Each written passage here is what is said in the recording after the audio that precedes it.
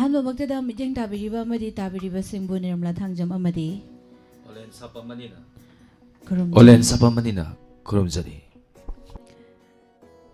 ꯉꯁꯤ ꯊꯥꯡꯖ ꯅꯨꯃꯤꯠ ꯑꯣꯏꯕꯅ ꯇꯦꯂꯦꯟ ꯍꯟꯠꯀꯤ ꯊꯧꯔꯝ ꯊꯝꯖꯔꯤ ꯊꯧꯔꯝ ꯑꯁꯤꯗ ꯁꯤꯖꯤꯟꯅꯖꯔꯤꯕ ꯃꯣꯕꯥꯏꯜ ꯅꯝꯕꯔ ꯑꯃꯨꯛꯇꯪ ꯅꯤꯡꯁꯤꯡꯖꯒꯦ 7005707808 Amukahana 7005707808 ꯍꯥꯏꯔꯤꯕ ꯅꯝꯕꯔ ꯑꯁꯤꯗ ꯀꯣꯜ ꯇꯧꯗꯨꯅ ꯇꯦꯂꯦꯟ ꯄ꯭ꯔꯣꯒ꯭ꯔꯥꯝ ꯑꯁꯤꯕꯨ ꯃꯄꯨꯡ ꯐꯥꯍꯟꯕꯤꯌꯨ ꯍꯥꯏꯅ ꯋꯥꯍꯪ ꯔꯦꯗꯤꯑꯣꯒꯤ ꯃꯥꯏꯀꯩꯗꯒꯤ ꯅꯣꯡꯗꯛꯅ ꯅꯤꯡꯁꯤꯡꯖꯔꯤ Tongan Tongama platform singda Lantok Sariba Toramasibu Saru Yabiri Papunama Pomakana Taram Noksari.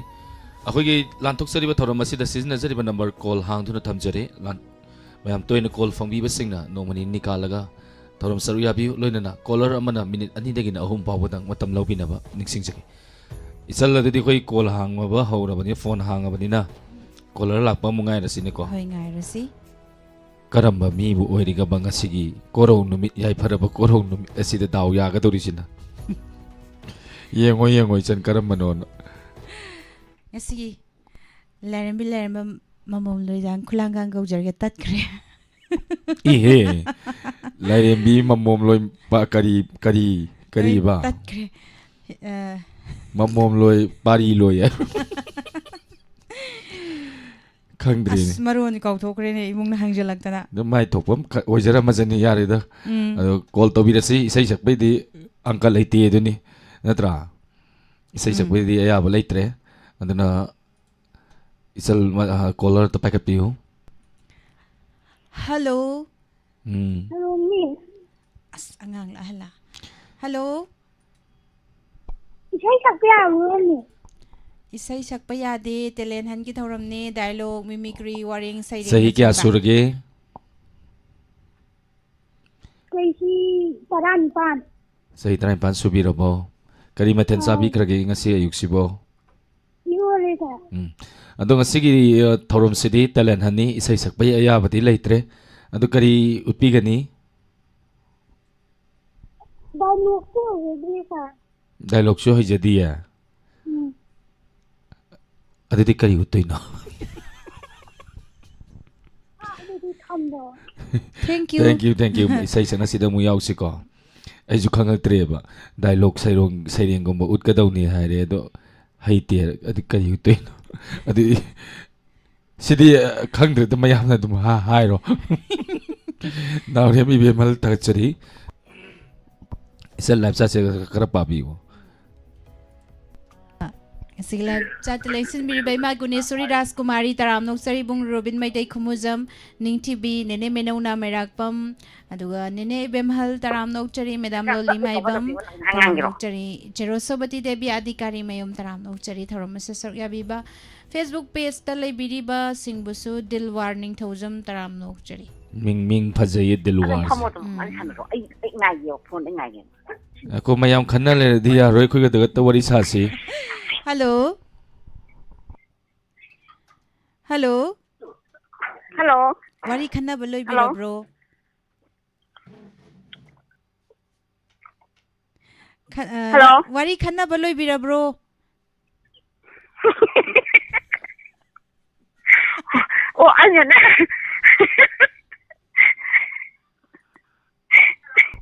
kaidau bai yauge madam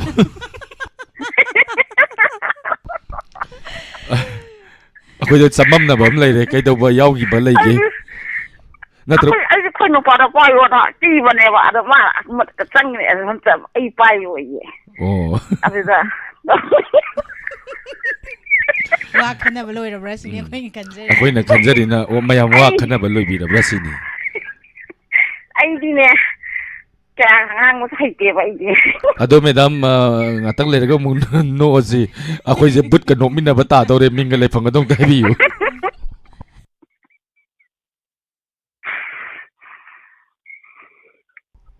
minga le phang dong dai bi yu madam O tarang jang ze rasman ko. kai lamdagi habiba Ay tera kong jang di. Tera Khongsang bidagi Rasmani. Kari dialogue tawbidoira natragana saireng pabidoira wareng pabidoira Ay se กับน้าก็มาที่ตั้งเกียรให้เกียรทุกไอ้แกถอยแกให้เกียร์บ่ะ ตั้งหาแล้วก็ตกเสียก่อน Ngay re dudi. เข้าว่าเกไม่ได้ How biro lady 1 2 3.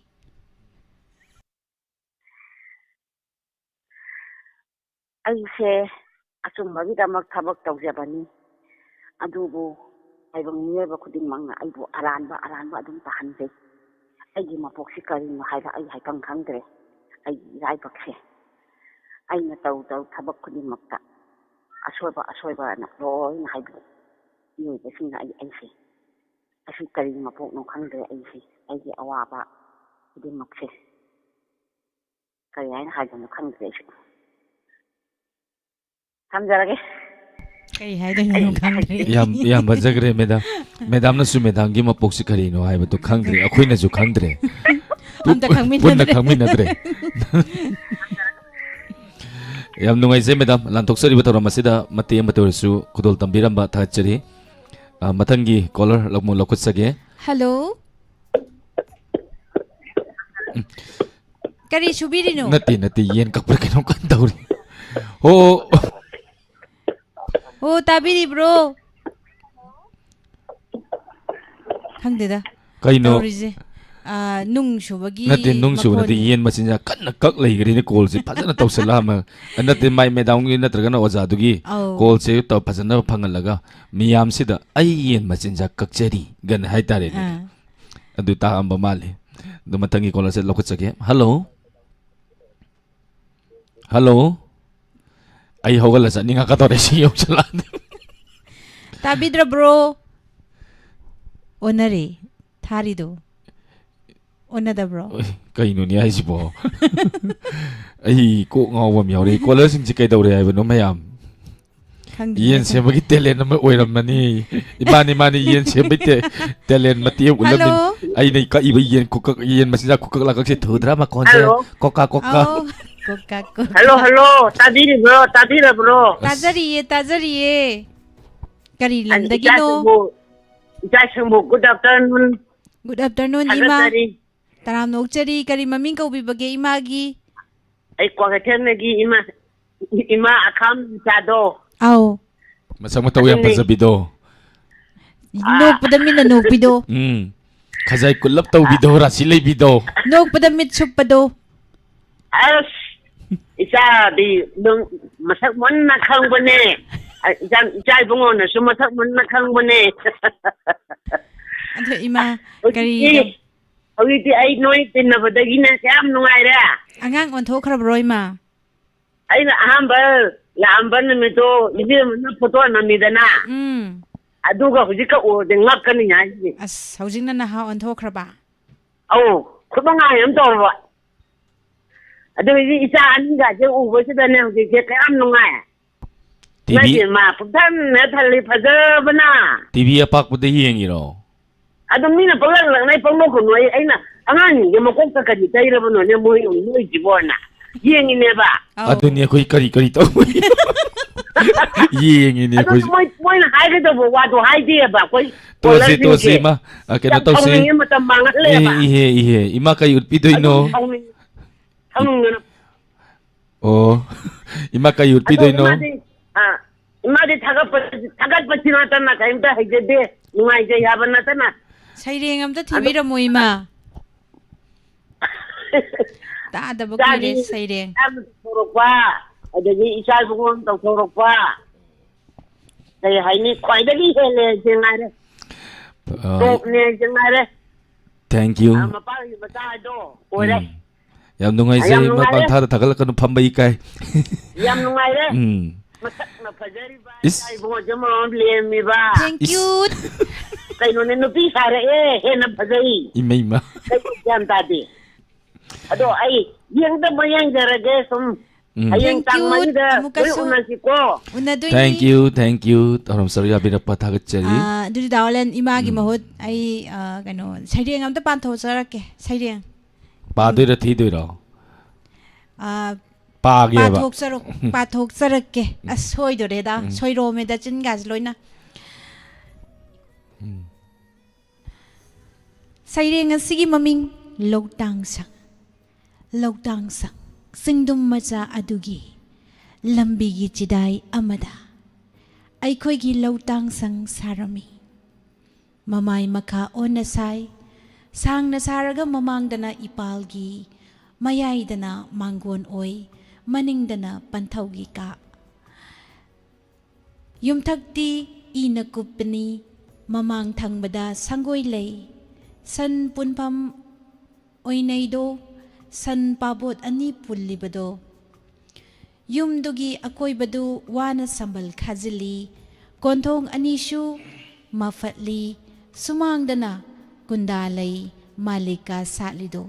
Sambal dugi managda haika kafoy mapali. Inakupa Logtang Sang kalengi may sasu paudedo. Nongzugi konjelsu tadedo. Matam sigi oinadi khanglaroido. Fazabra. Loirabo. Loire. Isan nirmala thigram dina igi jung thirak tayar dori. Aigi sere mutijerake ngasigi tinbiri ba mayam punamak aigi ming olen. Aina ngasi tijaga dori ba sere ngasigi maming osa. Takpiri do ojana. Thagat piri do ima singna. Life sat leibiri ba singna haibiri do. Nokseri ba aikhoisu khara thagat pira u. Lilas inate sere ngasigi ai ba liglai. Yari ko matan kolor paikalasi. Hello. Hello. Hello. Oh, tadi tare. Usin nasin. Hello. Hello. Ming lai fam hai biu. Phone to you si khamong na sang kai si su lai sang ni. Jing suba. Sar jing suba taram no okchari. Kari talent to biu to no. Ai reng ka bada ai di ta kalu re. Adu dai dai reng na. Ojagi phone do loudspeaker thabi bro. Ai program ai hai ding ra ge. Oza tabi bro. Tabi bro. Oh tajai oza. Ojagi phone do loudspeaker thabi raga dinga tang mutap peyo. Ai thabi dum ni re. Yare okay. Oza kari utpi ganing asigi lantok sori batalan han thoram masida. Ai monolog matem tang kal jage. Hobirasi oza. Nongale. Cha sa na khoi na thau pang thol ro law ni cha sa. Jing matem si cha sa. Tum nu lai ni matam na travi na khoi bo. Nongale, haugulo, cha na khoi bo haugulo ne ya hau theng ma se kana dabani ko cha sa. Ahan sing na hai dai ne. Ya hau ngan badi hakang phawani hai bo do kaw ganu ni cha sa. Lai su tau na namana sing ni ko thonga na ho na je lai traga. Nonga mangam na ta ni la mata ba phaw ba. Mobile ma par ga phaminga. Ni tuna jong lai re badi cha ka na khoi ni u ro ai ba ne. Nangi mobile da wall se pun na thong le ban adu su khande. Game ma pa chal la ga game da dung ngau na le re cha sa yaro.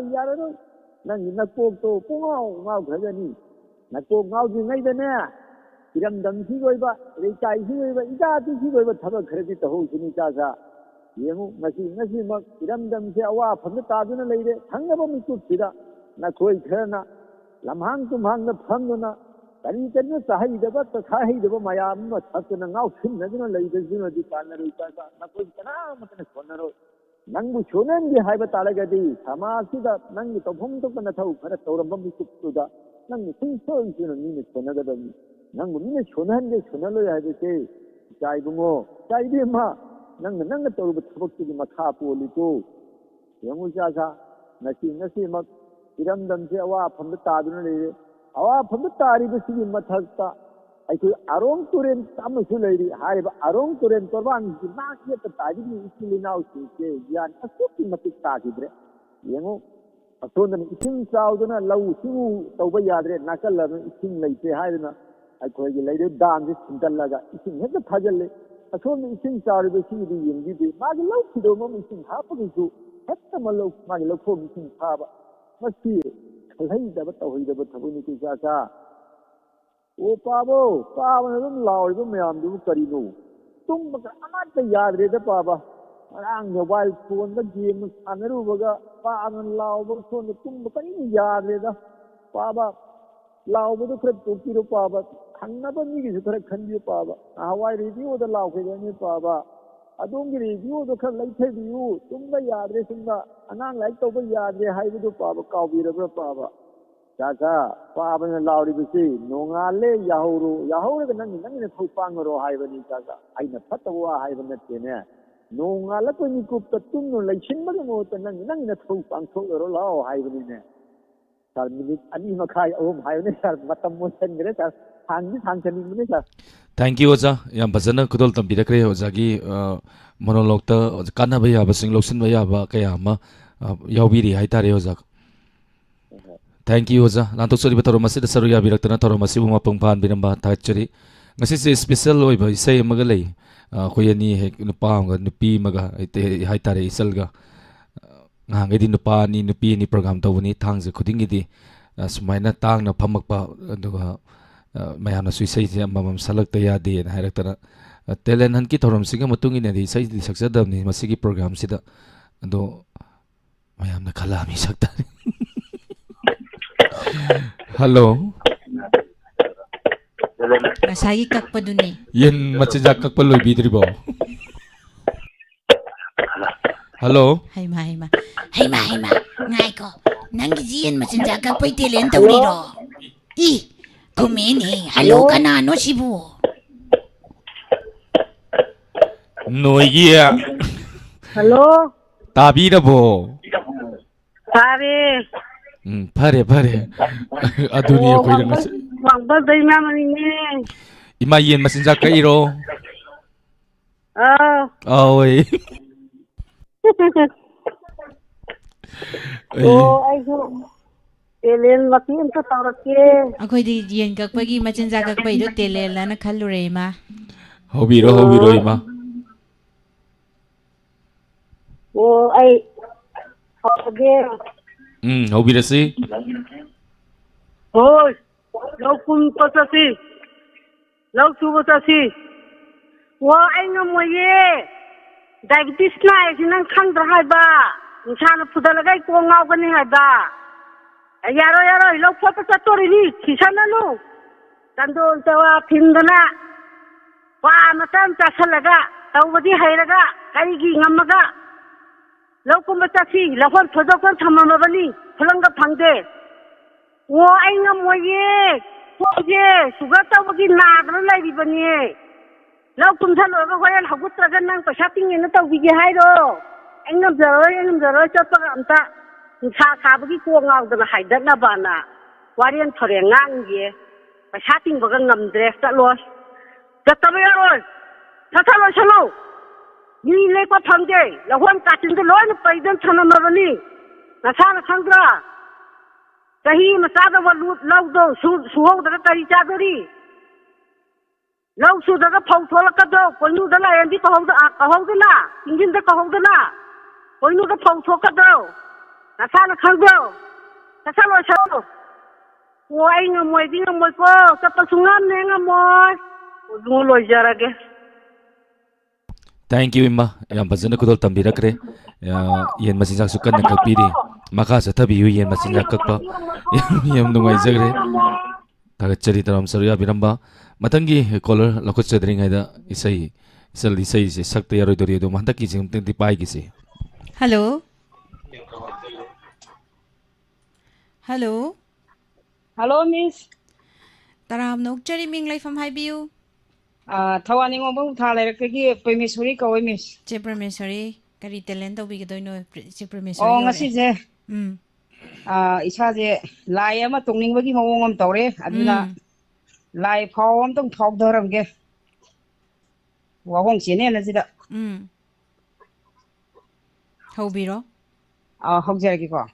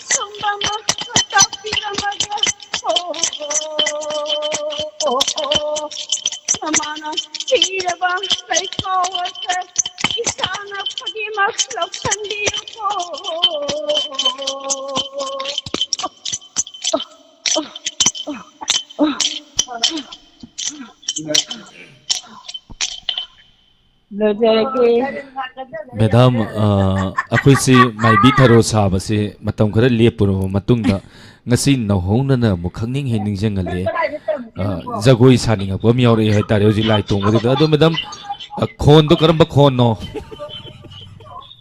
Kining gi khon do karam ba khon no. Ha miss kining gi khon do karam ba khon no sa smai to bane gilas ta aina marble hapsan jabani da ya bazagre adu di madam da request samtang tau jage bim na ngang wini ngi do matem ta sa biramu mayam da ya bum ta lo bim na nga woni ngi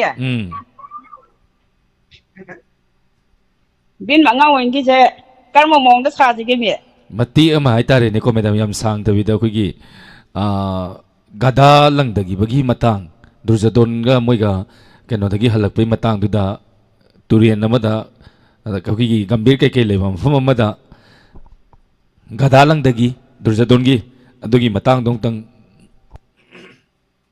tak jara Dada karino. Gada tu chadari du.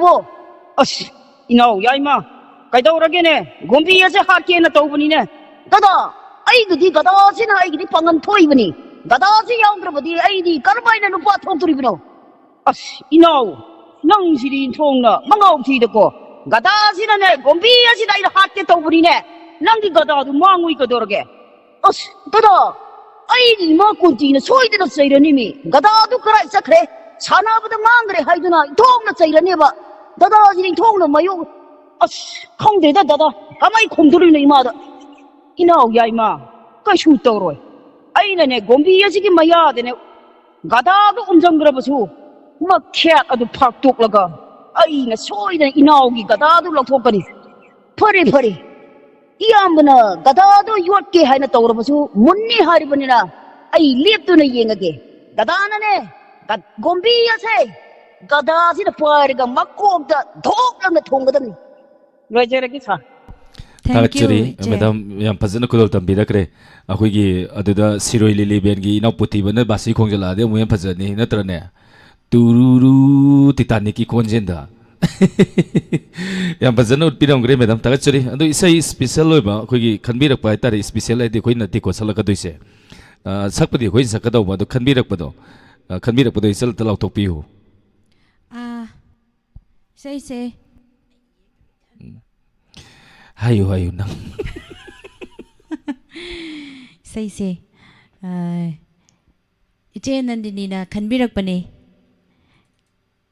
Ngasidi isay arang mutaningi haydana. Mati am tang kudol tam jarake. May punna muktamin na say program si kara ingre ko. Ing mazay kaya hay na di mayam na kangi dungay. Kang sa ta saan sa ko yay ko mayam. Isay sa zini sa lado di ko. Saasi.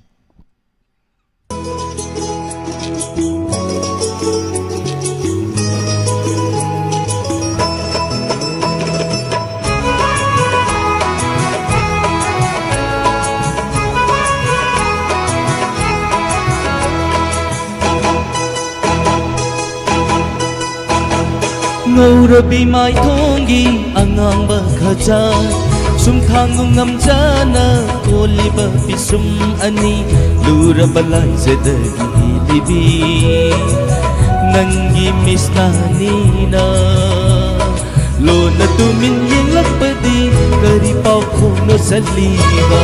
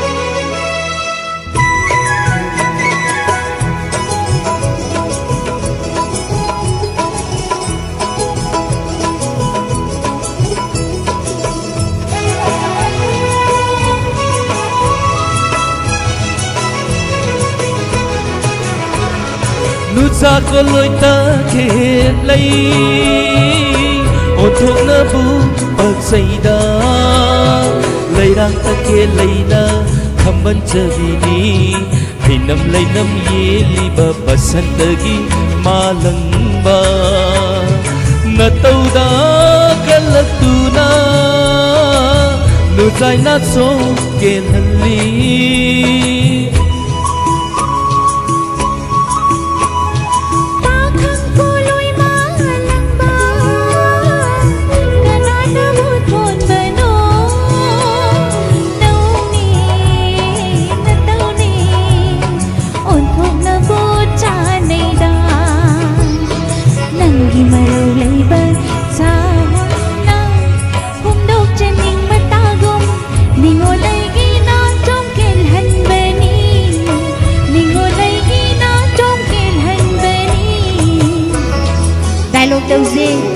Nirmala. Kasi tatim yung program sin nungay tra. Nungay, dahil Nung- nung tim, minu shalok kay nong haige. Is ngamay pakalimig isalo kay numayi gay. Pare adu na din na mai do thasalage ko. May pa pa ni na nung pan ni. Adu di yare, amuhan na tharo.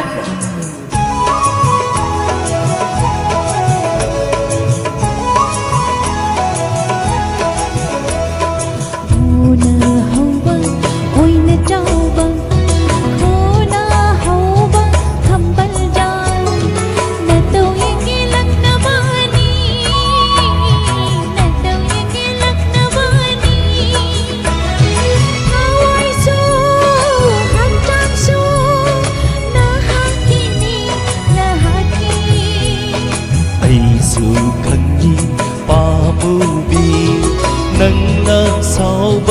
uningduna aisu aduklaknabani langzakiba iransing ngakpiyu ko nungsibi ngakpiyu ko nungsibi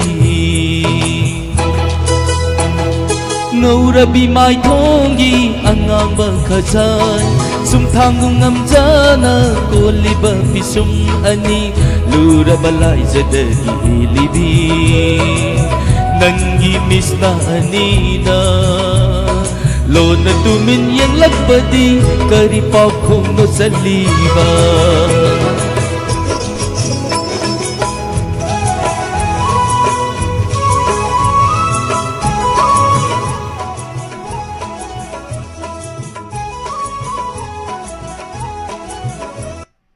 isay manung da yauri ba dialogue to yade ba to sum lemina na mit usil look no mai ki hal thang thila di ki ne thank you mayam du khana yari bjani ko mani mayam ko ba hun ko vidana thagat pirapa thagat chari maka tarak pa caller lokot chage hello Hello.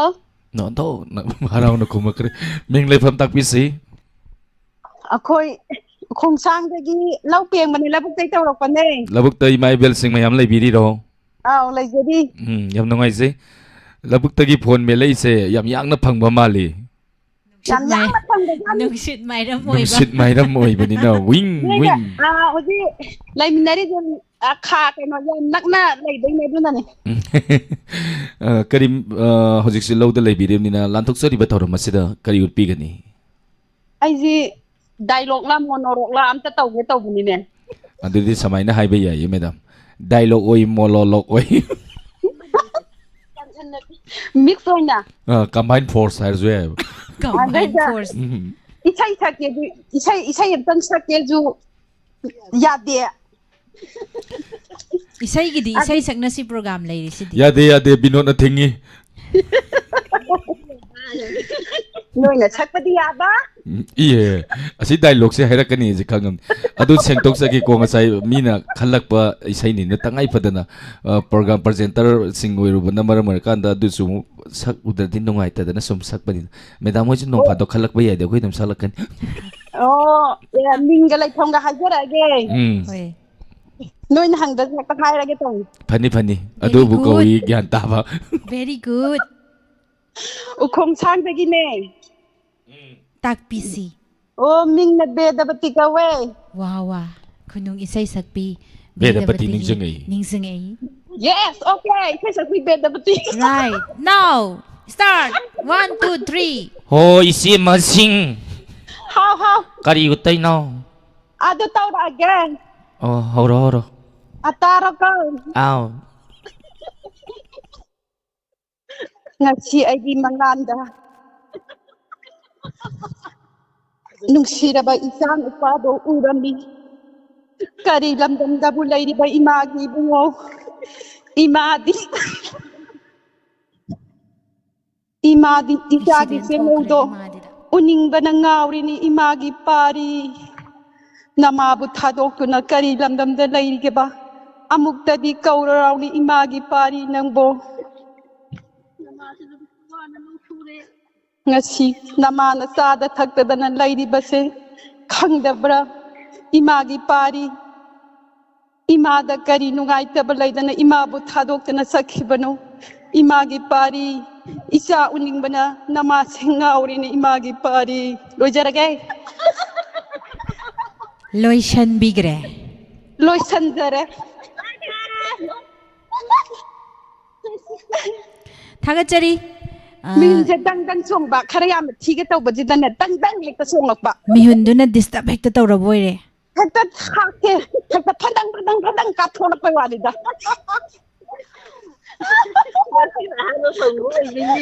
adum tawradi pharak taw mana adum ngasijina ahanba oibagisu oiramba yai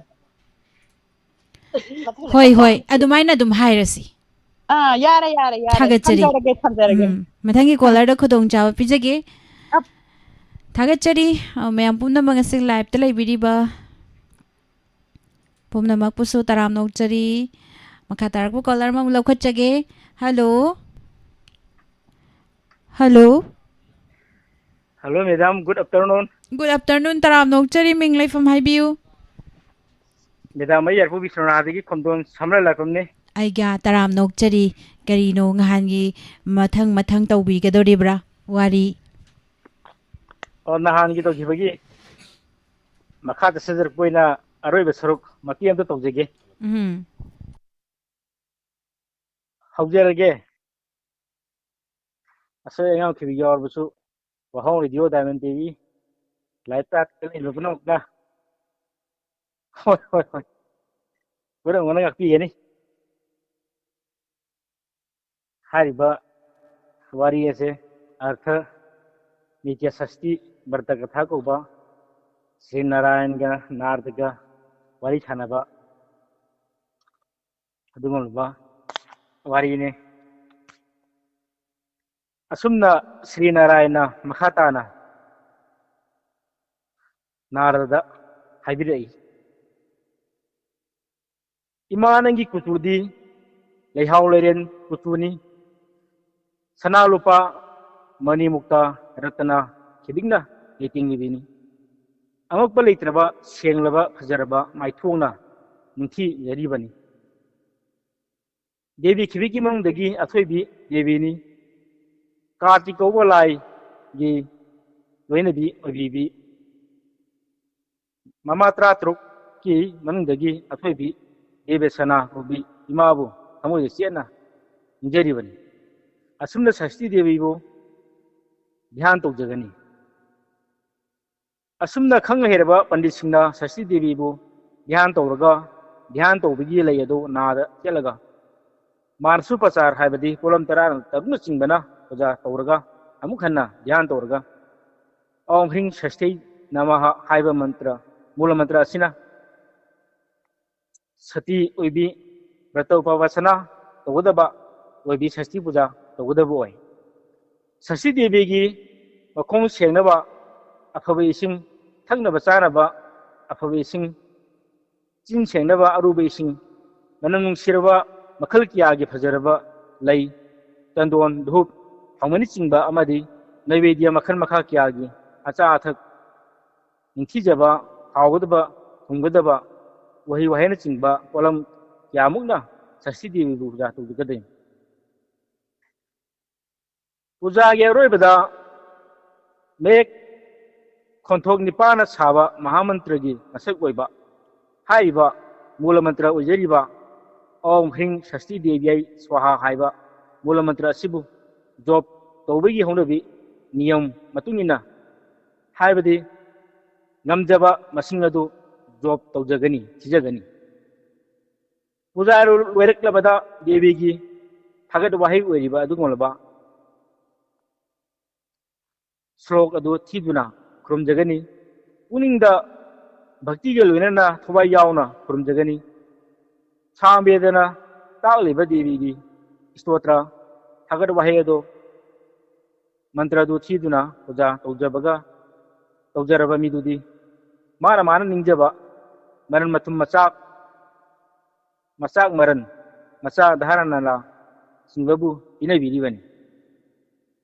Kenarda Muni Asigum Laba Mayek Nipan Kontong Nipan Sava Adugulba Mula Mantra Adubu Misagaduna Lagama Job Togerbadi Sasti Devina Bembidra Masadhara Hangam Draba Mahagado Masana Pupseva Habdu, Waribendo, Haiba Wafamasi, Ramhakova Lina, Haikrabanito, Foydravani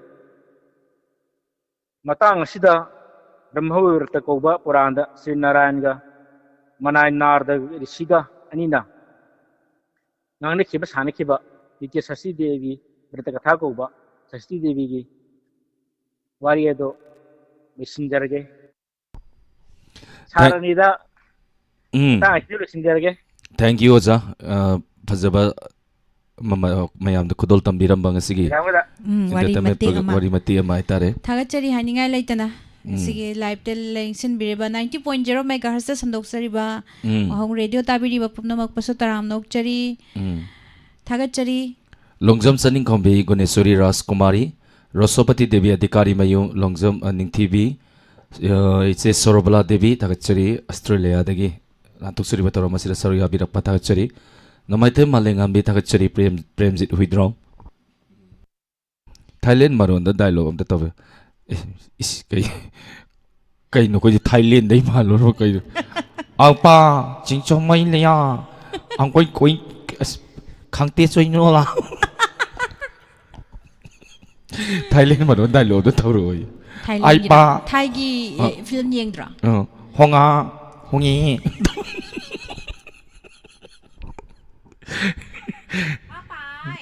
Apai.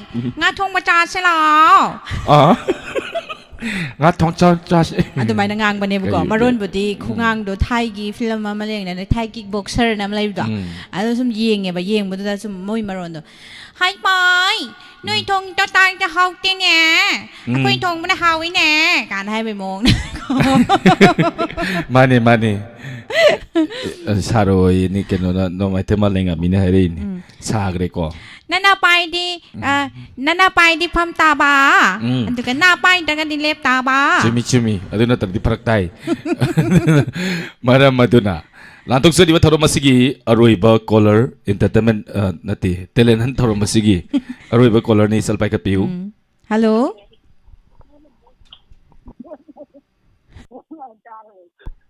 Kaino ready. Ay di nga sige caller sige kay taw no kang dre. Ready ko tara ka lai ra bro. Phone lạc với ông tôi ta để Phone lạc bro. Hello. Ako'y na miss kon pirero. Hello. Kay Ming Go ge. Lâu mà làm thật lâu cô mà đâu Lâu cùng bà ta không đầy sinh cho đi rồi. Phone đâu vào chứ tao phone du phẳng cái đây mày ta. As khang de da. Cái nào khơi chứ upay lấy cái đây. Hậu chứ phẳng nghe. Cái sắc tao cứ thấy phẳng ra. Say sak pa di ya di.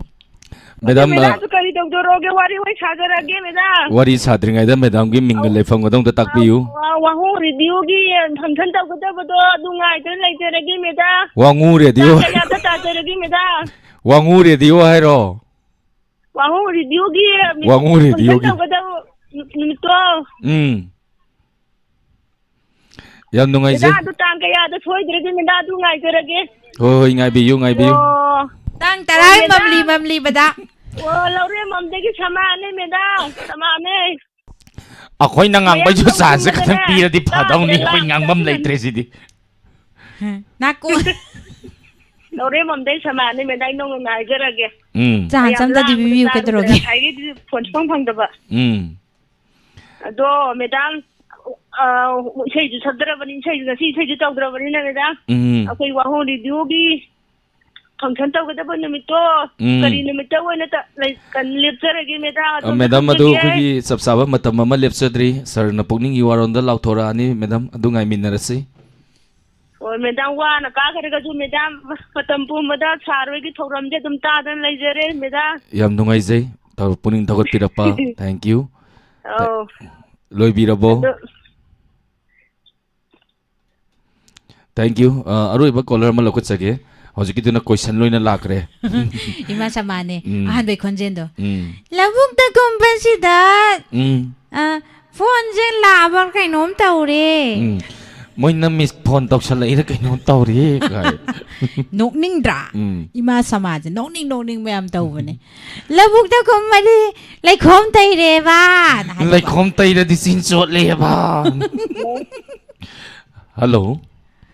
Hello Ming like from Highview. निश्चय खाप संगंदगी दिगे मला Madam Taram Nokchari, Madam Bizanti, Kari Talenta Wigadoino. ꯑꯩꯁꯦ ꯑꯃꯨꯛꯇꯤ ꯇꯧꯖꯗ꯭ꯔꯤ ꯄꯨꯟꯁꯤꯒꯤ ꯑꯍꯥꯟꯕꯅꯤ ꯉꯁꯤꯅ ꯑꯗꯣ ꯆꯠꯄ꯭ꯔꯥꯅ ꯀꯨꯏꯅꯗꯤ ꯑꯗꯨꯝ ꯇꯧꯖꯕ꯭ꯔꯥ ꯑꯗꯣ ꯁꯨꯡ ꯁꯪꯗꯕ ꯑꯗꯣ ꯈꯪꯗꯦ ꯀꯩ Nokpagi telelo. ꯑꯩꯁꯦ ꯗꯣꯅꯔꯒ ꯌꯥꯎꯖꯅꯤꯡꯕ ꯑꯗꯣ ꯐꯣꯟꯁꯦ ꯅꯍꯥꯟꯈꯩꯗꯤ ꯐꯣꯟ ꯃꯆꯥ ꯄꯥꯏꯕꯅꯦ ꯍꯟꯗꯛ ꯐꯣꯟ ꯂꯧꯕꯁꯤꯗꯩꯁꯤꯗ ꯑꯗꯨꯒꯤ ꯃꯔꯤꯗꯣ ꯈꯪꯒꯗ꯭ꯔꯥ ꯑꯗꯨꯒꯤ ꯇꯧꯖꯔꯛꯄꯅꯦ Ado telen amtang di tawbiramo. ꯑꯩ ꯀꯔꯤꯅꯣ ꯑꯩ ꯇꯧꯗꯣꯏꯁꯤ Misoy, the you call a no for the over the guy. Kaino akoina nok po uraga ikaijare haijibu karino maning mangon thore baganum tawri mi mai dosi dada karino mi tawri sibo ข้างเต้นเนี่ยชิดที่ไอตีการินไม่น่าเต่าดิสิมาชิคอลแล้วชิงใจใกล้ตัวไปยาวแค่ข้างเต้นเนี่ยเต่าดิสิปอ ngasi je karino mi no ba มานกไปเตะเลยลุลินี่นกฉันเหรอ Mate kita tak kira kita hybrid yang dia. Aduh no pakai mesti kayak apa no dia cara ni apa nak no kena tahu lagi dia. ai no matung inja bani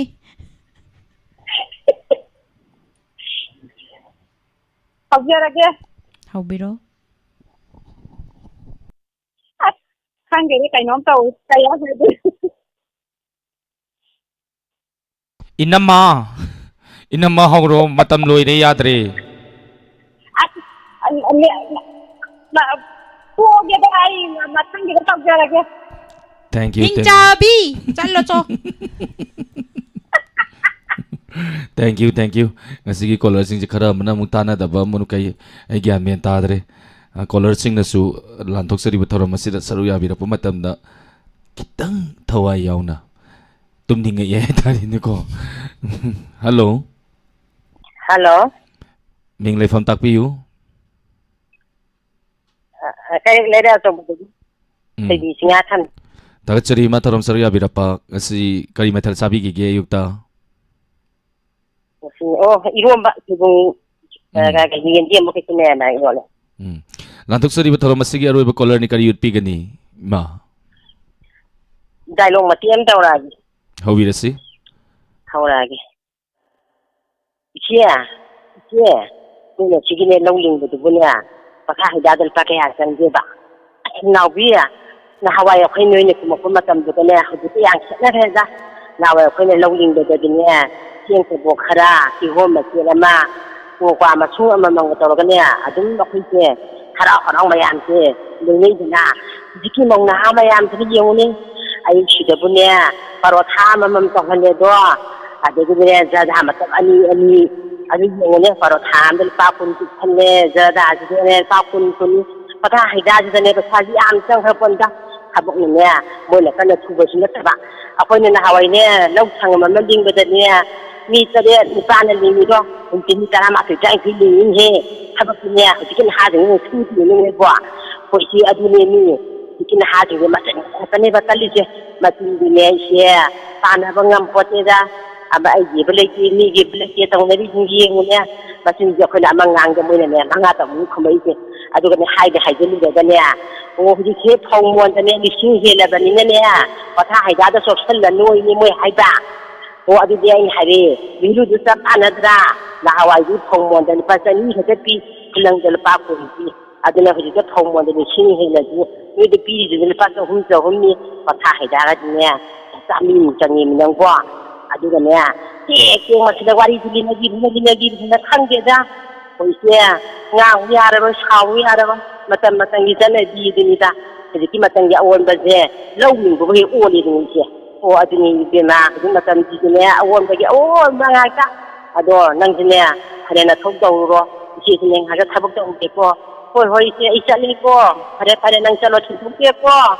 isi tilan ya ada ceng loisal lagi tawale thank you thoram saru ya bi ri ba punama po hai ni ga laitana ta chari magi am pazaraba dialogue mod pirapa ta chari oi matang ko la da duai da ban khamma goroba kuman isai masakre ngasi isai sakpadi yade talen han ki thoram ni na ko adai dana ngasai mamang da isai sakpiu habidu da yadabadagi tangai fadana saksakibani thagachari meyam punamak tharom masida saruk yabiriba tongan ba platform singda midyang tabiriba punamak pu thagat pa phongdokchari hojiki wenedi mayam dagi thorom loisin bagi aya ba logsage lantok sari ba thorom masida mayam imai bel singna khangda dana haitare kol lak pa khangauda ba khologda ba tawwa duga imai bel labuk ta thabak subi mayam singna imai bel singna thorom lantok pirapa matam da mayam haizada baini khanbiraga imai bel sing minasi thank you attention please ni attention please we ningi attention please ki dialogue doro haba